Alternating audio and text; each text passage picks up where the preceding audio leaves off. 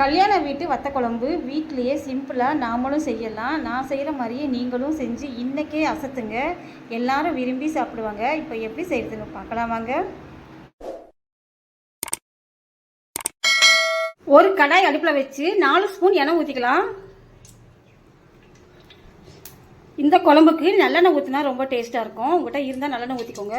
எண்ணெய் நல்லா சூடாயிடுச்சு. நான் கொத்தவரங்காய் வத்தல், சுண்டை வத்தல் இது 2 மட்டும் தான் என்கிட்ட இருக்குது, அது போடுறேன். உங்கள்கிட்ட எந்த வத்தல் இருந்தாலும் நீங்கள் சேர்த்துக்கலாம். எண்ணெய் நல்லா சூடாக இருந்ததுனால வத்தல் போட்டோன்னே நல்லா பொரிஞ்சிருச்சு. இப்போ இதை எடுத்து வேறு பிளேட்டில் மாற்றி வச்சிடலாம். வத்தல் வறுத்த அதே எண்ணெயிலேயே 1/2 ஸ்பூன் கடுகு உளுந்து போட்டுடலாம். வெந்தயம் 1/2 ஸ்பூன் போட்டுடலாம். சின்ன வெங்காயம் தோடு உரித்து முழுசாக வச்சுருக்கிறேன், இதை போட்டுடலாம். 250 கிராம் சின்ன வெங்காயம் நான் முழுசாக போட்டுக்கிறேன். உங்களுக்கு தேவைன்னா கட் பண்ணிக்கோங்க. 2 பெரிய சைஸ் பூண்டு தோல் உரிச்சு வச்சுருக்கிறேன், ரொம்ப பெருசாக அதனால கட் பண்ணி வச்சுருக்கிறேன், இதையும் போட்டலாம். கொத் ஃப்ரெஷ் கருவேப்பிலையோ போடுறேன்.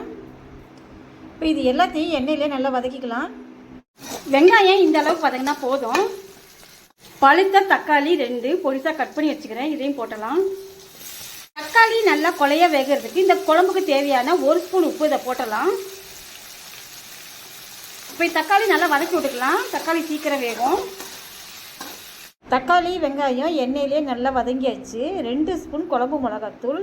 நம்ம உப்பு ஏற்கனவே போட்டதுனால இப்போ போட தேவையில்லை. 1/2 ஸ்பூன் மஞ்சத்தூள். இப்போ இது எல்லாத்தையும் எண்ணெயிலே ஒரு 2 நிமிஷம் நல்லா வதக்கி விட்டுக்கலாம்.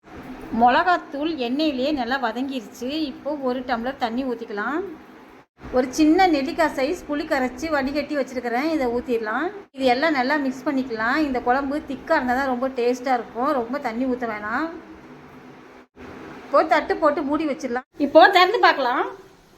குழம்பு எண்ணெயெல்லாம் பிரிஞ்சு சூப்பராக ரெடி ஆயிடுச்சு. நம்ம இப்படியே கூட சாப்பிட்லாம். இப்போ நம்ம வத்தல் பொரிச்சு வச்சுக்கிறோம்ல, இதை போட்டுடலாம். இதில்